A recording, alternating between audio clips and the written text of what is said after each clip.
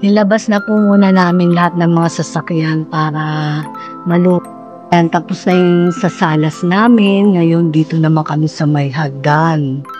Yan. Pinalilinis ko muna para pag kinabit yung kurtina, malinis na siya. Yung inalis namin na kurtina. Sa salas, saka dun sa hagdan. Alagay na namin ni Noel. Kami naman dalawa dito mag-aayos. Kasi medyo mataas to, mahirapan si Makmak. Okay na yan. Pitan mo na lang mabuti.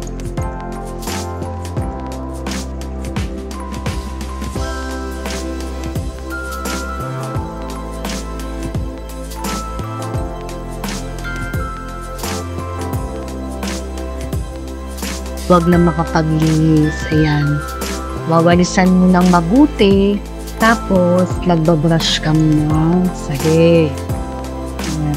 Yung pagwawalis mo, araw-araw namin yung ginagawa. Pero ngayon, si Noel, magwawalis siya at saka magbabrush.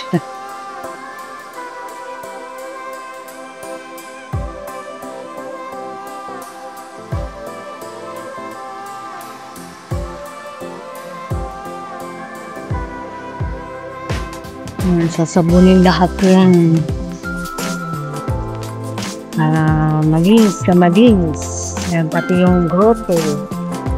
Yan, mga bato-bato na sabunan niya yung kanina. Sabi ko, sabunin niya yung grotto. Yan.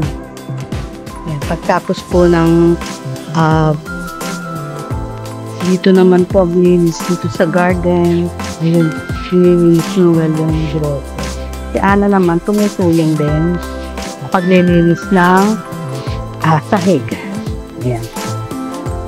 Kasi part of maintenance yung suso. Ito tayo, araw-araw tayo nagwawalis. Pero yung pag-brush, hindi natin tayo. Simulan mo yun. Yung walis, matigal lang yan. Everyday yung mga dahon, yung dumi.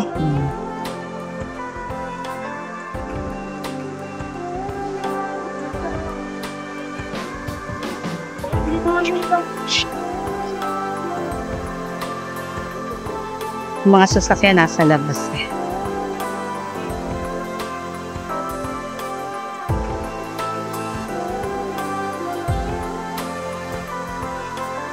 Tamang-tama, umulan para yung sahig nabasa na rin, lalambot yung mga dumi. Tapos yung mga sasakyan nasa labas para yung alikabok niya lalambot na rin. Na tama yun para paglilinis, madali.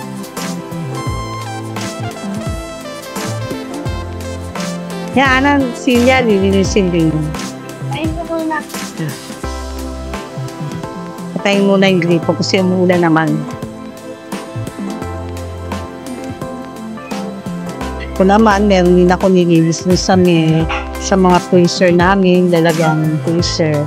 Pinunas po nasa kasi pinalinis na rin namin pero hindi na ho namin dinilis. Kasi naiipon yung putik eh, no? Kasi na-brush.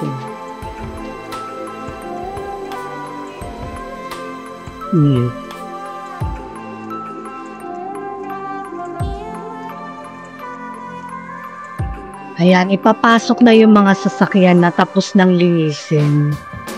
Pero meron pang hindi tapos siya. Doon pa siya sa labas. Ayan, napasok na yung ibang mga sasakyan na nalinis na niya. Ngayon, meron pa siyang hindi tapos. Ayan, tapos na rin yan. Bali, ito na lang yung tinatapos niya.